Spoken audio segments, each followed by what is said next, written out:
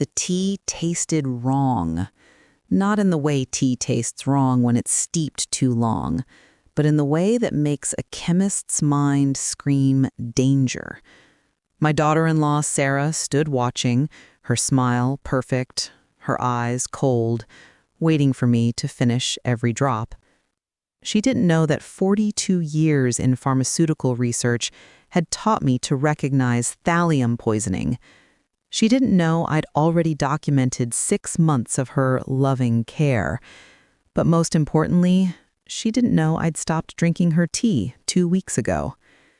Before we continue, please subscribe to the channel and let us know where you're listening in the comments. The tea tasted wrong. Not in the way tea tastes wrong when it's been steeped too long or the water wasn't quite hot enough.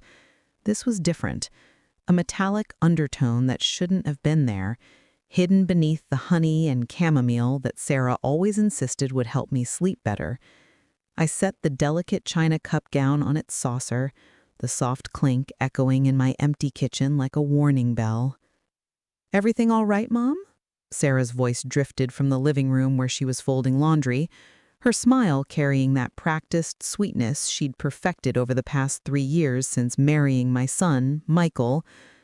"Fine, dear," I called back, though my chemist's mind was already cataloging the unusual taste profile. 42 years in pharmaceutical research had taught me to recognize anomalies that others might dismiss. The slight numbing sensation on my tongue, the barely perceptible bitter aftertaste that honey couldn't quite mask, the way my fingertips tingled just slightly where they'd touched the cup's rim. I heard her footsteps approaching, soft on the hardwood floors that my late husband James had installed himself. Sarah appeared in the doorway, her auburn hair pulled back in a neat ponytail, her green eyes showing what looked like genuine concern. She had always been beautiful. Michael had inherited his father's tendency to fall for stunning women. But lately, I'd noticed something else in those eyes, something that made me uncomfortable in my own home. "You've barely touched your tea," she observed, moving to sit across from me at the kitchen table, the same table where James and I had shared 47 years of morning coffees and evening conversations. "I made it just the way you like it." I forced a smile, the kind I'd perfected during decades of faculty meetings and research presentations. "I'm just not very thirsty tonight, sweetheart. Thank you for thinking of me." She reached across the table and patted my hand, her touch cool against my skin. "You need to take better care of yourself, Mom, especially living alone in this big house. Michael and I worry about you." The words were right, but something in her delivery felt rehearsed, like an actress who'd memorized her lines, but hadn't quite mastered the emotion behind them. I'd been noticing it more lately, the way she'd appear with herbal teas and homemade soups, always watching to make sure I consumed every drop, every spoonful. "I appreciate your concern," I said, gently withdrawing my hand, "but I'm managing quite well. The mind is still sharp, even if the body moves a bit slower these days." Sarah's smile tightened almost imperceptibly. "Of course it is, but you know at 73, accidents can happen. Just last week, Mrs. Henderson down the street fell in her bathroom. If her daughter hadn't found her—" She let the sentence hang in the air like a threat disguised as worry. I knew Mrs. Henderson well. We'd been in the same book club for 15 years. She'd been perfectly healthy until she'd started having dizzy spells a month ago. Strange dizzy spells that her doctors couldn't quite explain. "I installed grab bars last year, and I have my medical alert button. Really, Sarah, I'm fine." She stood, smoothing down her skirt with perfectly manicured hands. "Well, I should get going. Michael will be home from his business trip tomorrow, and I want to have everything perfect for him." She paused at the doorway, turning back with that same practiced smile. "Oh, I almost forgot. I made extra soup. It's in your refrigerator. Make sure you have some tomorrow for lunch. It's full of vitamins and minerals, good for your bones." After she left, I sat in the growing darkness of my kitchen, staring at the cup of tea that had started this avalanche of suspicion in my mind. The scientist in me wanted to dismiss it as paranoia, the product of too many mystery novels and too much time alone. But the chemist in me knew better. I stood slowly, my joints protesting after sitting too long, and walked to my study, the room James had called my mad scientist's lair, filled with chemistry journals, reference books, and the small collection of equipment I'd kept from my laboratory days. Most people didn't keep mass spectrometry textbooks on their shelves or periodic tables framed on their walls. But then again, most people hadn't spent their careers developing life-saving medications. I pulled out my journal, not the one where I wrote about missing James or the grandchildren I rarely saw, but the one where I'd been documenting small observations over the past 6 months. The dates when I had felt unusually tired after Sarah's visits, the correlation between her homemade meals and my occasional dizzy spells, the way she'd started asking about my life insurance policies, disguising her interest as helpful concern about my financial planning. The entries painted a picture I didn't want to see but couldn't ignore. Each incident alone meant nothing, but together they formed a pattern as clear as any molecular structure I'd ever analyzed. I picked up the cup of tea Sarah had made, careful not to spill any of the remaining liquid. Tomorrow, I would take it to my former colleague at the university, someone with access to a proper laboratory, someone who could confirm what my instincts were already screaming. But tonight, I sat in James's old leather chair, surrounded by the accumulated knowledge of my career, and began to plan. Because if my daughter-in-law was trying to poison me, she'd made one crucial mistake. She underestimated the old woman who'd spent 40 decades identifying toxic compounds and understanding exactly how they worked. The next morning arrived with spring rain pattering against my bedroom windows, the kind of gentle shower that James used to say was perfect for his roses. I lay in bed longer than usual, not from any lingering effects of Sarah's tea. I'd only taken that one small sip, but because I needed to think clearly about my next moves. At 7:30, I called Dr. Patricia Chen, my former research partner who now ran the toxicology department at the university. Patricia and I had published 17 papers together over the years, and more importantly, she understood the value of discretion. "Margaret?" Her voice carried surprise and warmth. "It's been too long. How are you holding up?" "I need a favor, Patricia," I said, skipping the pleasantries. "Can you run some tests on a tea sample, quietly?" There was a pause. Patricia had always been quick to read between the lines. "Of course. Bring it by my office. I'll clear my morning."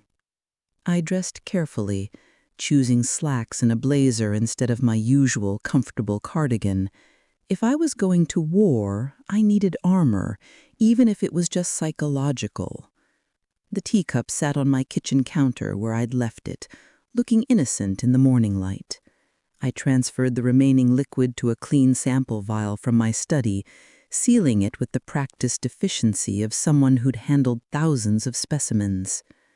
The drive to the university took me through neighborhoods I'd watched transform over the decades.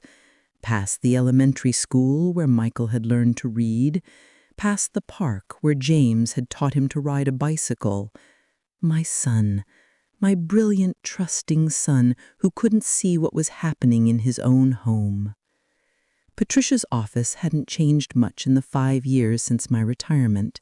The same chaotic organization that somehow made perfect sense to her, the same smell of coffee and chemical reagents that had defined so much of my adult life.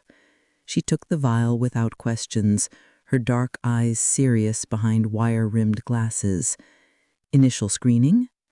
Full spectrum, heavy metals, alkaloids, synthetic compounds. I paused. Particularly anything that might mimic natural aging symptoms. Her eyebrows rose slightly, but she nodded. "Give me 2 hours. There's fresh coffee in the break room if you want to wait."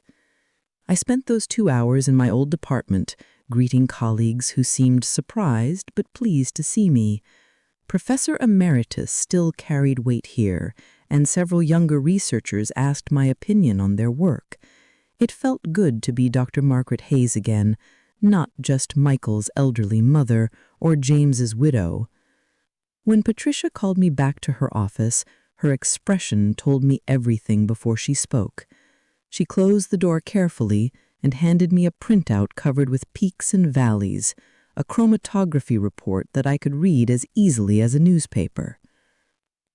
"Thallium," she said quietly, "low concentration, but definitely present, along with traces of ricin, not enough to cause immediate symptoms, but chronic exposure." She trailed off, knowing I could fill in the blanks.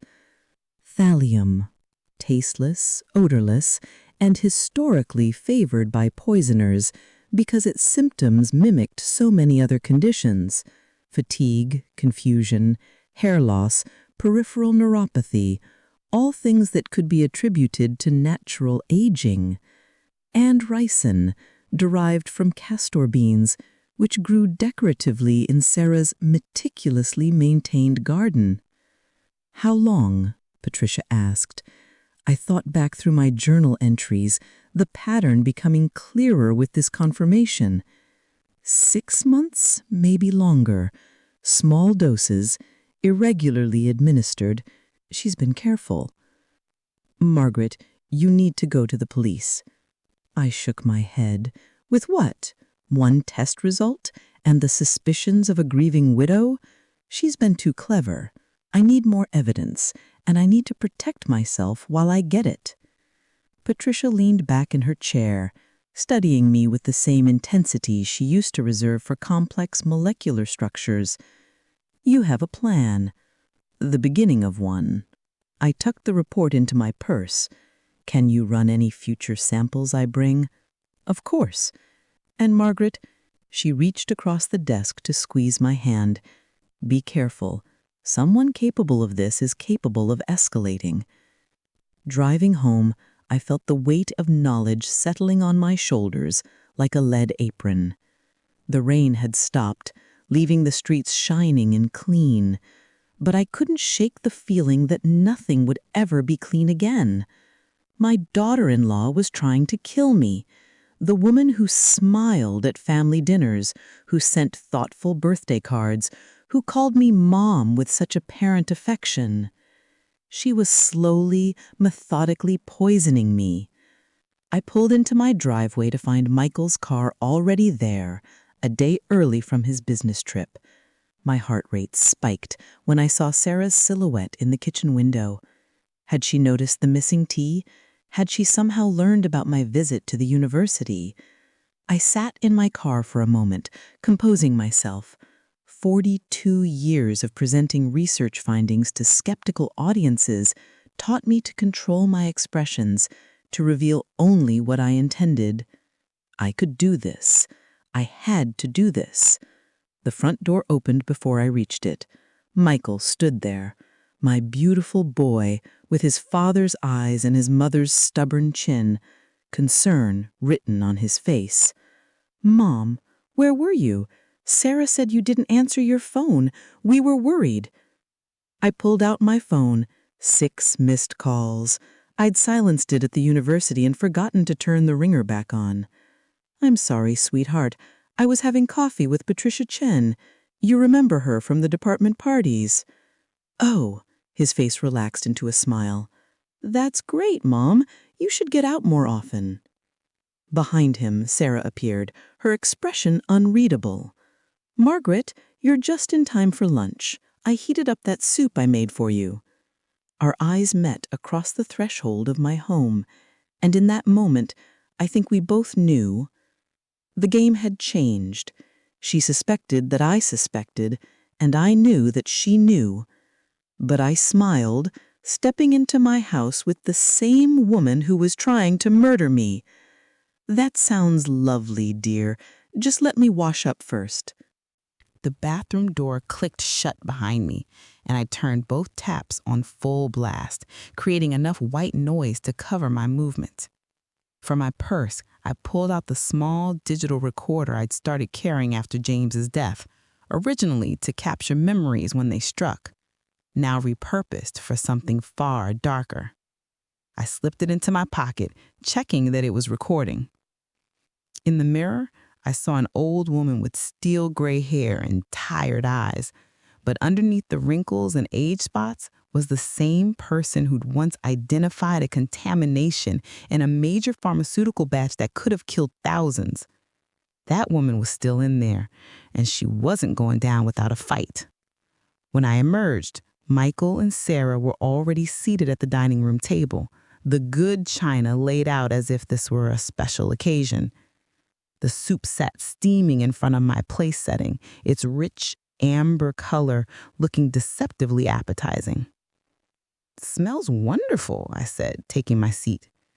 I picked up my spoon, then paused. "Oh, I should take my medication first. Doctor's orders, always before meals." I made a show of removing my pill organizer, knowing Sarah's eyes tracked every movement. What she didn't know was that I replaced my actual medications with harmless vitamins that morning, keeping the real ones safely hidden. If she was counting on drug interactions to speed up her timeline, she'd be disappointed. "So tell me about Phoenix," I said to Michael, stirring the soup without taking a bite. "Did you close the Morrison deal?" As Michael launched into details about his business trip, I used the conversational distraction to study the soup more carefully. The consistency was slightly thicker than usual, possibly to mask any textural changes from additions. The color had a faint greenish undertone that could be from vegetables or from something else entirely. "Mom, you're not eating," Sarah observed, her voice carrying a note of concern that didn't reach her eyes. "Oh, I'm listening to Michael, dear. The food isn't going anywhere." I took a small sip, holding it in my mouth briefly before swallowing. There, that same metallic undertone, stronger than in the tea. "Delicious. What seasonings did you use?" "A family secret," she said with a smile that reminded me of a cat watching a mouse. "But I'll write it down for you if you'd like." "That would be lovely." I took another tiny sip, then pressed my hand to my stomach. "Oh dear, I think my morning medication isn't sitting well. Perhaps I should eat something blander." The flash of frustration across Sarah's face was so quick, I might have imagined it. "Of course, let me get you some crackers." When she left for the kitchen, Michael leaned forward. "Mom, are you feeling all right? You seem different lately." My beautiful, oblivious son. How could I tell him his wife was a murderer? Without proof, I'd only drive a wedge between us, and Sarah would find another way to finish what she'd started. "Just the usual aches and pains of age," I said, patting his hand. "Nothing to worry about." Sarah returned with crackers and ginger ale, watching as I nibbled slowly. The afternoon stretched on with forced conversation and family photos, each moment feeling like a chess match where only two of us knew we were playing. Finally, around 3 o'clock, they prepared to leave. Sarah hugged me at the door, her embrace lasting a moment too long, her lips close to my ear. "Take care of yourself, Margaret. Accidents happen so easily at your age." After their car disappeared around the corner, I locked every door and window, then called Patricia. "It's worse than we thought. I need comprehensive blood work. Can you arrange it off the books?" "I have a friend at a private lab. How soon?" "Tonight, if possible." While waiting for Patricia's callback, I went to my study and began documenting everything: times, dates, symptoms, conversations. If something happened to me, I wanted a clear trail for investigators to follow. But more importantly, I needed to understand Sarah's timeline. Why now? What had changed? The answer came to me as I reviewed my financial documents. James's life insurance had finally paid out last month after 2 years of probate complications. A substantial sum that, combined with my own policies, would make Michael and Sarah very wealthy indeed. But only if I died before I could change my beneficiaries. I pulled up my insurance company's website, then hesitated. If I changed the beneficiaries now, would it accelerate Sarah's timeline? Force her to take more drastic action? I needed to be smarter, more strategic. Patricia called back with the lab appointment for that evening. The phlebotomist, a discreet woman named Janet, drew multiple vials of blood while asking no questions. I paid in cash and asked for the results to be sent only to Patricia. Driving home through the darkening streets, I noticed a car following me. Not obviously. They stayed 2 or 3 vehicles back, but taking every turn I took. When I pulled into a gas station, they continued past, but I caught a glimpse of the driver. Sarah's brother, Tom, who'd recently lost his job and moved in with them. My hands trembled as I pumped gas, not from fear, but from anger. This wasn't just Sarah. This was a conspiracy. My son was living with the people planning my death. Back home, I made a decision that would have seemed paranoid a week ago, but now felt like basic survival. I went to the basement and retrieved the small safe James had installed years ago. Inside, along with important documents and some cash, was his service revolver from his brief stint as a reserve police officer. I'd always hated having a gun in the house, but James had insisted on keeping it, properly licensed and secured. I loaded it with hands that remembered the procedure despite the decades since James had taught me. The weight of it felt foreign but reassuring as I placed it in my nightstand drawer. That night, I lay in bed listening to every creak and groan of the old house. Each sound could be settling wood or could be someone testing windows, checking doors. I thought about Michael as a baby, how I'd stood over his crib for hours, terrified something would happen to him. Now I was in danger, and the threat came from someone he'd brought into our lives. Around midnight, my phone buzzed with a text from an unknown number. Stop digging or Michael will learn about his father's secrets. My blood turned to ice. James was gone for 2 years. What secrets could they possibly mean? I knew every aspect of my husband's life, every triumph and failure of our 47 years together. This had to be a bluff, a desperate attempt to make me back down. But the seed of doubt was planted. What if there was something I didn't know? What if Sarah had discovered something she could use to destroy my son's memory of his father? I didn't sleep that night. Instead, I sat in James's study, going through his papers with fresh eyes, looking for anything that could be used as leverage. By dawn, I'd found nothing but the detritus of a life well lived. The morning brought new challenges. When I went to retrieve my newspaper, I found a dead bird on my doorstep. Not just dead, but poisoned, its small body contorted in a way that spoke of neurological damage. A message, as clear as if Sarah had left a signed note. I wrapped the bird carefully in newspaper, my hands steady despite the rage building in my chest. Another specimen for Patricia to analyze, another piece of evidence in a case I was building alone. As I sealed it in a plastic bag, my phone rang. Michael. Mom, great news! Sarah and I want to take you to dinner tonight. That new Italian place downtown you mentioned wanting to try. A public restaurant. Witnesses. It should have felt safer than eating Sarah's homemade meals, but something in Michael's voice, a forced cheerfulness that reminded me of Sarah's practiced concern, set off new alarm bells. That sounds lovely, dear, I said, already planning my precautions. What time? 7 o'clock. We'll pick you up. No need. I'll meet you there. I kept my tone light. I have errands to run anyway. There was a pause, Muffled voices in the background. "Are you sure, Mom?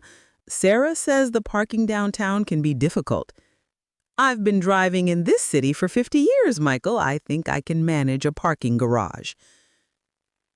After hanging up, I called Patricia. "I need those blood results as soon as possible, and I have another sample for you."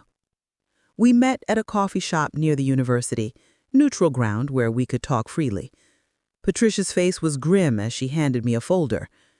"Your blood shows elevated levels of thallium and ricin, consistent with chronic exposure over several months. Not enough to cause immediate organ failure, but enough to create progressive deterioration." She paused, her scientific detachment cracking.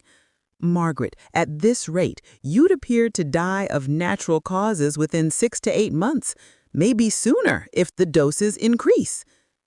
"The bird?" I asked, sliding the bag across to her. "I'll test it, but from your description, it sounds like acute poisoning, a warning." I stirred my coffee, thinking, "I need you to document everything, create a paper trail that can't be disputed. If something happens to me, nothing's going to happen to you," Patricia interrupted. "We're going to the police today." "With what? Circumstantial evidence and a family member who'll swear I'm paranoid? Sarah's been too careful. She's established a pattern of concern, of caring for her elderly mother-in-law. Who would believe she's slowly murdering me?" Patricia's frustration was evident, but she knew I was right. We'd both seen too many cases where evidence wasn't enough without concrete proof of intent. "Then what's your plan?" she asked. "Tonight, they want to take me to dinner. Public place, but I'm suspicious of the timing. I think Sarah's getting impatient." I pulled out my phone and showed her the threatening text. "They're escalating." She studied the message. This could be traced from a burner phone, no doubt. Sarah's brother Tom worked in IT before he lost his job. He'd know how to cover their tracks. We parted with Patricia promising to rush the bird analysis and keep all documentation secure. I spent the afternoon preparing for dinner like a general preparing for battle. I placed my digital recorder in my purse, fresh batteries installed. I programmed Patricia's number on speed dial. I even considered wearing James's revolver in my purse, but decided against it. Too many variables in a public space. At 6:30, I drove downtown, parking in a well-lit garage with security cameras. Every precaution mattered now. The restaurant was elegant, but crowded, the kind of place where intimate conversations got lost in the general din. Perfect for a confession, if I could manage it. Michael and Sarah were already seated when I arrived, a bottle of wine open on the table. Sarah stood to embrace me, and I forced myself not to recoil from her touch. "You look wonderful, Margaret," she said, guiding me to a chair with its back to the room. "That color suits you." I shifted to a different seat before sitting. I prefer to see the entrance. Old habit. A flash of annoyance crossed her face, quickly suppressed. Michael, oblivious to the undercurrents, poured wine for everyone. "To family," he proposed, raising his glass. "To family," Sarah and I echoed, our eyes locked over the rim of our glasses. The wine tasted clean. I'd watched Michael pour from a bottle opened at the table, but I only pretended to sip, using every conversational distraction to avoid actually drinking. Sarah noticed, of course. She noticed everything. "Mom," Michael began after we'd ordered, "Sarah and I have been talking. We're worried about you living alone in that big house." Here it comes, I thought, the pitch. "We'd like you to consider moving somewhere smaller, more manageable." He pulled out a brochure from his jacket. "Sunset Gardens has wonderful senior living facilities, full medical staff, social activities, and they handle all the financial aspects. You could sign over power of attorney, let us manage the house sale and your assets. You wouldn't have to worry about anything." I looked at the glossy brochure, all smiling seniors and manicured lawns. How many of them had been manipulated into signing away their lives? How many had children who saw them as ATMs rather than parents? That sounds lovely, dear, I said, already planning my precautions, but I'm quite happy in my home. Mom, be reasonable, Michael pressed. You're not getting younger. What if something happens? Like what? I asked, meeting Sarah's eyes. What exactly do you think might happen to me? The question hung in the air like a challenge. Sarah's mask slipped for a moment, revealing something cold and calculating underneath. Accidents, she said softly. Falls. Medication mix-ups. The house is so big and you're so alone, it would be tragic if something happened and no one found you for days. Yes, I agreed, my voice equally soft. Tragic, like poor Mrs. Henderson down the street. Such mysterious symptoms before her fall. The silence at our tables stretched taut as piano wire. Michael looked confused, glancing between his wife and me, while Sarah's fingers tightened on her wine glass until her knuckles went white. "What are you implying?" Sarah asked, her voice dangerously quiet. "Nothing at all, dear. Just observing that accidents do seem to happen to elderly women in our neighborhood. Strange coincidences, don't you think?" Our waiter arrived with appetizers, breaking the tension momentarily. As he arranged plates, I used the distraction to activate my phone's recording app, placing it face down on the table. "Mom," Michael said once we were alone again, "I don't understand what's going on here. We're trying to help you." "Are you?" I asked, turning to my son. "Tell me, Michael, whose idea was this dinner? The retirement home? The power of attorney?" He glanced at Sarah, and that small gesture told me everything. My brilliant boy, who'd graduated summa cum laude, who'd built a successful business from nothing, was completely under her spell. "We make decisions together," he said defensively. "Of course you do." I picked up my fork, examining the appetizer, bruschetta, that looked harmless enough. "Sarah, you mentioned handling my finances. I'm curious, have you already researched how much my estate is worth?" We haven't, she stopped, regrouping. "Margaret, you're being paranoid. This isn't about money." "Isn't it?" I took a small bite of bruschetta, the tomatoes fresh and acidic on my tongue. "Because I had an interesting conversation with my insurance agent last week. Apparently, someone called asking about my policies, claiming to be my daughter. I don't have a daughter." Michael's face flushed. "Mom, that's enough. You're embarrassing us." "Am I?" I reached into my purse, pulling out a printed screenshot of the threatening text. "Is this embarrassing too, or should I be more concerned about the dead bird on my doorstep this morning?" Sarah snatched the paper before Michael could see it, her eyes scanning quickly. "This proves nothing. Anyone could have sent this." "Give me that," Michael demanded, taking the paper from her. As he read, his expression shifted from annoyance to confusion. "What secrets about Dad? Mom, what is this?" "I was hoping you could tell me, since your wife seems to think there's something about your father I don't know, something worth threatening me over." "I didn't send this," Sarah protested, but her voice had lost its confident edge. "No? Then who did? Who else knows I've been asking questions about the mysterious illness I've developed? Who else would care that I had my blood tested for toxins?" The word toxins hit the table like a grenade. Michael went very still, his analytical mind finally engaging. "Blood tested? Mom, what are you talking about?" This was it, the moment I'd been building toward. I pulled out Patricia's preliminary report, keeping it just out of reach. Chronic thallium poisoning, small doses over months, plus traces of ricin.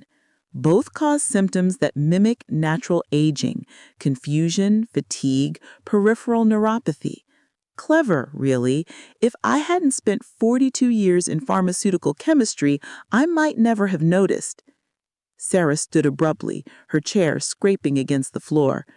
"This is insane. Michael, your mother is clearly having some kind of breakdown. We should go." "Sit down," I commanded, using the voice that once controlled lecture halls full of graduate students. "We're not finished." To my surprise, she sat, although her hand moved toward her purse. I tensed, wondering what she might have brought. "Michael," I continued, keeping my eyes on Sarah, "I want you to think carefully. When did I start having health problems? When did Sarah begin bringing me special teas and soups? When did she start suggesting I needed more help?" I watched him process the timeline, saw the moment doubt crept into his eyes.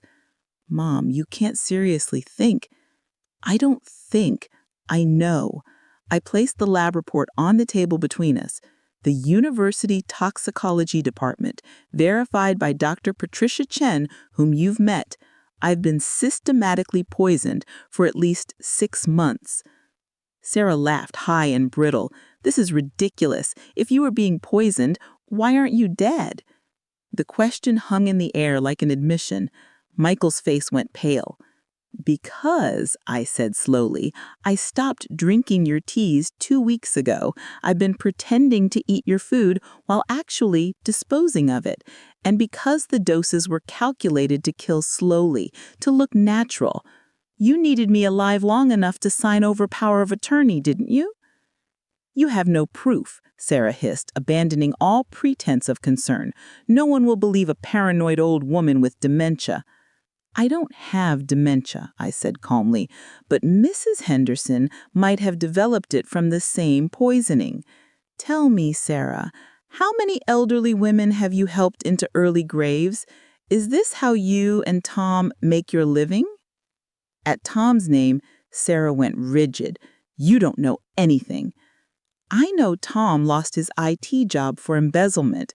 I know you've been living beyond your means for years. I know Michael's business has been struggling, though he's too proud to tell me. I also know she's been intercepting your calls to me, isolating me so I'd be more vulnerable. Check your phone records if you don't believe me." Michael pulled out his phone with shaking hands.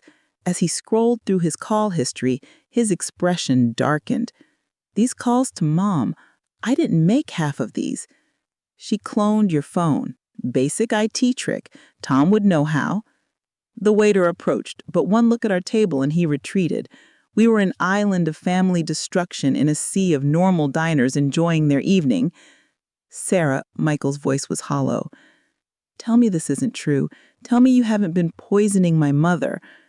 For a moment, her mask completely dropped. The loving wife disappeared, replaced by something feral and desperate. "Your mother was going to waste it all, sitting on a fortune while we struggled, while Tom faced prison for debts, while you worked yourself to death trying to save a failing business too proud to ask Mommy for help." "So you decided to kill her?" Michael's voice rose, drawing stares from nearby cables. "Not kill," Sarah corrected with chilling precision. "Manage. She would have died peacefully in her sleep eventually. We would have made sure she was comfortable." The confession hung between us like a physical thing. I touched my phone, ensuring it was still recording. "We?" Michael asked, though he already knew. "Tom and I. He found the recipes online, dark web forums where people share techniques, untraceable purchases, natural compounds, everything we needed. But you had to be a chemist, didn't you? Couldn't just be a normal old lady who drinks her tea and fades away." "No, I couldn't." The restaurant around us continued its normal evening rhythm, clinking glasses, muted conversations, the soft jazz from hidden speakers, while at our table, my family imploded in slow motion. Michael stared at his wife as if seeing her for the first time, his face cycling through disbelief, horror, and a crushing sense of betrayal that I recognized all too well. "How long?" he whispered. "How long have you been planning this?" Sarah's composure cracked further, tears starting to stream down her face. though whether from genuine emotion or calculated manipulation, I couldn't tell. You don't understand the pressure we've been under, the debts, the threats against Tom, your business hemorrhaging money, while your mother sat on $2 million in life insurance. $2.3 million, I corrected quietly. You did your research well. Michael's head snapped toward me. Mom, I didn't know. I swear I didn't know about any of this. I know, sweetheart. And I did. My son might have been blind to his wife's nature, but he wasn't capable of this kind of cruelty. But you knew about the financial troubles. Why didn't you come to me? Because you'd already given us so much, he said, his voice breaking. The wedding, the house down payment, the loans you never asked us to repay. I couldn't. I wanted to handle it myself, to make you proud. Oh, Michael. My heart broke for him, for the little boy who'd always tried so hard to be perfect. You've always made me proud. Your father would have been too. Don't. Sarah's voice turned vicious. Don't pretend James was some saint. I know what he did. The restaurant seemed to fade around us. What are you talking about? She smiled, ugly and triumphant. Tom's very good with computers. He found the encrypted files on James's old laptop, the account in the Caymans, the affair with his secretary, the child he was supporting in Denver that you knew nothing about. Each word hit like a physical blow. I felt myself reeling, the careful control I'd maintained threatening to shatter. You're lying. Am I? She pulled out her phone, swiping to a folder labeled Insurance. Bank statements, DNA test results, 15 years of payments to a woman named Linda Morrison, your perfect husband's perfect secret. I stared at the screen, my chemist's mind automatically analyzing the data, even as my heart refused to accept it. The dates, the amounts, the clinical language of paternity results, all of it looked real. But James? My James, who held my hand through labor, who cried at Michael's graduation, who'd whispered he loved me with his dying breath? How could he have betrayed us like this? Even if this is real, I said, my voice steadier than my hands, it doesn't justify attempted murder. Doesn't it? She leaned forward, her tears dried, replaced by cold calculation. You built your whole life on a lie. Your perfect marriage, your perfect family, all of it false. At least I'm honest about what I want. You want money, Michael said flatly. You married me for money we didn't even have. I married you because I loved you, Sarah snapped, then laughed bitterly. But love doesn't pay bills. Love doesn't keep Tom out of prison. Love doesn't mean anything when you're drowning. I found myself studying her with the same detachment I'd once reserved for analyzing molecular structures. How many others, Sarah? Mrs. Henderson wasn't your first, was it? Something flickered in her eyes. Pride, perhaps, or relief at finally being able to drop the mask entirely. Tom's grandmother went peacefully 3 years ago, left him just enough to stay afloat for a while, then an aunt in Tucson. Natural causes, everyone said. Old age. My God, Michael breathed. You're serial killers. We're survivors, Sarah corrected, and we're very good at it. Or we were, until your mother decided to play detective. I felt strangely calm now, the initial shock of James's alleged betrayal settling into something I could examine later in private. Right now, I had more immediate concerns. The police will be very interested in reopening those cases. What police? Sarah's smile was sharp. You haven't called them. You won't call them, because you know what it will do to Michael, the scandal, the investigation, the business ramifications, his wife a murderer. He'll lose everything. She was right, partially. I had hesitated to involve law enforcement, but not for the reasons she thought. I'd wanted irrefutable proof first, wanted to protect Michael from false accusations. Now I had her confession recorded on my phone. Mom, Michael said quietly, Call the police now. Michael, now, he repeated, his voice stronger. I've already lost everything that matters. I married a monster. I let her near you. I failed to protect my own mother. Whatever happens to me, I deserve it. I reached for my phone, but Sarah was faster. She grabbed her purse and stood in one fluid motion. I'm leaving. Tom's already at the house, packing. We'll be gone within an hour. Try to stop us, and those files about James go public, every sordid detail. Sarah, sit down, Michael commanded, but she was already backing away. Goodbye, Michael. For what it's worth, I did love you once, before I realized love was a luxury I couldn't afford. She turned and walked briskly toward the exit. Michael started to rise, but I caught his arm. Let her go. Mom, she tried to kill you. And she confessed on tape. The police can find her. Right now, I need my son. He collapsed back into his chair, suddenly looking far older than his 38 years old. Around us, other diners were beginning to notice our drama, casting curious glances our way. I signaled for the check, wanting to escape before we became a complete spectacle. Is it true? Michael asked as we waited. About Dad? I looked at the photos on Sarah's abandoned phone, still lying on the table. I don't know. Maybe. Your father was a complicated man, but he loved us. That much was always real. How can you be so calm? 42 years of analyzing data, sweetheart. You learn to compartmentalize, to process facts before emotions. I squeezed his hand. We'll figure this out together. The waiter brought our check, clearly relieved to see us preparing to leave. I paid with cash, not wanting to wait for credit card processing.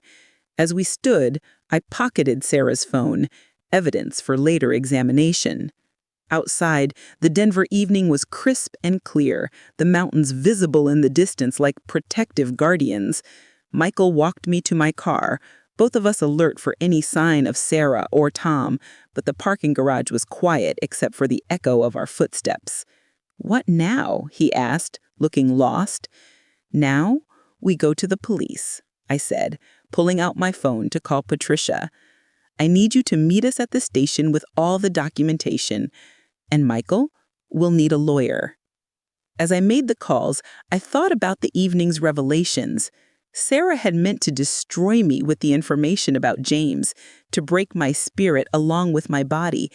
But she'd underestimated the strength that comes from surviving real loss, from building a life in science where uncomfortable truths were just data points to be acknowledged and integrated. James might have betrayed me. Sarah had definitely tried to kill me, but I was still standing, still fighting, still protecting my family, what was left of it. The phone rang. Detective Rodriguez with an update. They'd found Tom's car abandoned at the airport, but no sign of either suspect. They could be anywhere by now, planning their next move or their next victim. But I wasn't afraid anymore. I was a chemist, trained to identify poisons and neutralize them. Sarah and Tom were just another toxin I'd identified and expelled from my life. I was Dr. Margaret Hayes. I had survived 42 years in a male-dominated field, 47 years of marriage, the loss of my husband, and now an attempt on my life by my own family. I was unbreakable.